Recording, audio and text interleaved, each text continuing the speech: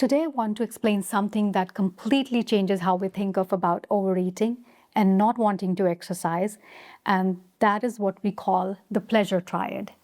Eating behavior is deeply neurobiological. We have talked about in other videos. It is a primitive process that determines our survival.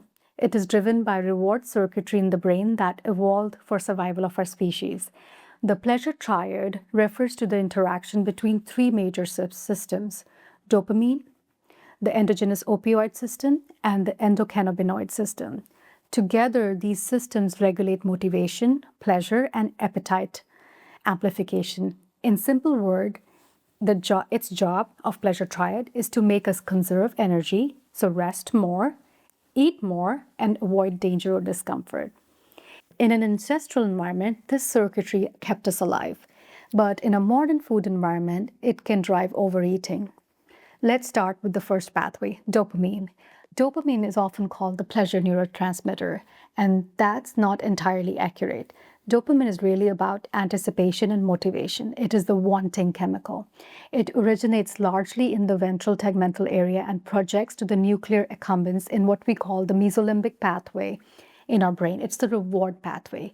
When you see, smell, or even think about highly palatable food, especially foods that are engineered with combinations of sugar, fat, and salt, the dopamine rises. Even the thought makes it rise. That rise in dopamine creates pursuit.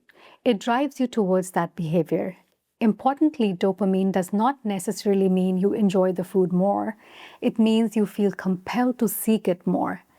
Over time, repeated stimulation or overstimulation from ultra-processed foods can lead to downregulation of dopamine receptors.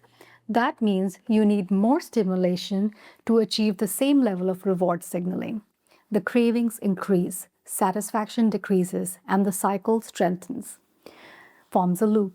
The second component of this is the endogenous opioid system that is responsible for any addictive behavior. This system mediates the liking aspect of eating. If dopamine drives the wanting, opioids create the actual pleasure, the hedonic experience of, oh, this tastes amazing, or it feels good. It is from activation of the mu opioid receptors that reinforce the behavior by attaching pleasure to it. This is also why food can become a coping mechanism. Eating can transiently blunt emotional distress because opioid signaling dampens stress responses. When someone repeatedly pairs that food with emotional relief, the brain strengthens that association and it becomes reinforced neurobiologically, not just by taste, but by emotional soothing. The third component is the endocannabinoid system. This system, particularly through the CB1 receptor activation, amplifies appetite and enhances the reward value of food. It increases hunger signals, enhances taste perception, and promotes energy storage. It also interacts with both dopamine and opioid pathways, essentially turning up the volume on reward. Chronic stress influences endocannabinoid tone, which is one reason stress can significantly increase appetite and cravings. So now you have a triad: dopamine driving pursuit, opioid reinforcing pleasure, and endocannabinoids amplifying the entire experience. In an environment where calorie-dense foods were scarce, the system was protective. It ensured that we sought out high-energy foods when available. But in today's environment, where ultra-processed foods are constantly accessible in every door and engineered to maximize reward signaling, the circuitry becomes overstimulated.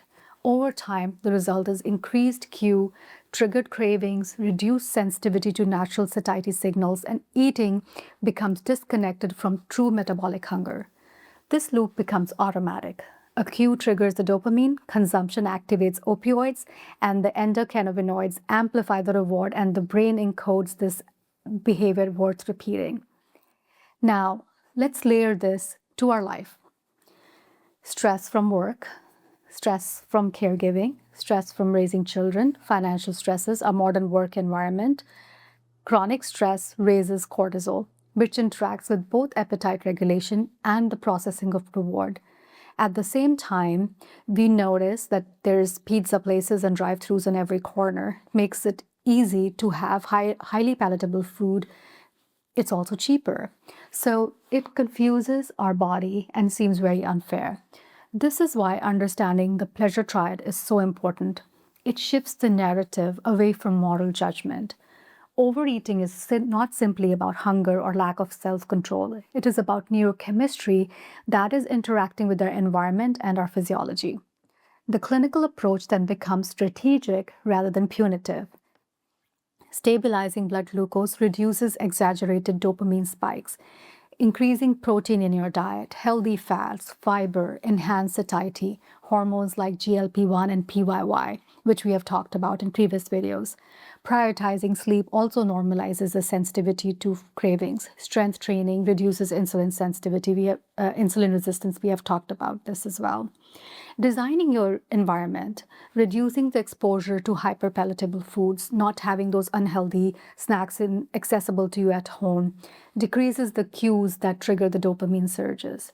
The brain evolved to pursue pleasure because pleasure once signaled survival. In today's environment, that same circuitry can promote excess intake and weight gain. Learning this and understanding the neuroscience, we can intervene by choosing appropriately and also recalibrating our reward systems. It changes the conversation altogether. That is why often in my clinic we talk about planning your meals, meal planning and prepping and doing the appropriate groceries. So you're not relying on willpower to make a choice, because if given a choice, I'll go through a drive-through and not make dinner after a long day at work. So we work on these things that are very real. A patient who has worked 12-hour shift does not have the energy to cook at the end of the day. So planning your meals ahead of time, meal prepping, having the right kind of frozen foods, right kind of groceries can all help us with this process. If this was helpful, please share with a friend. Thank you.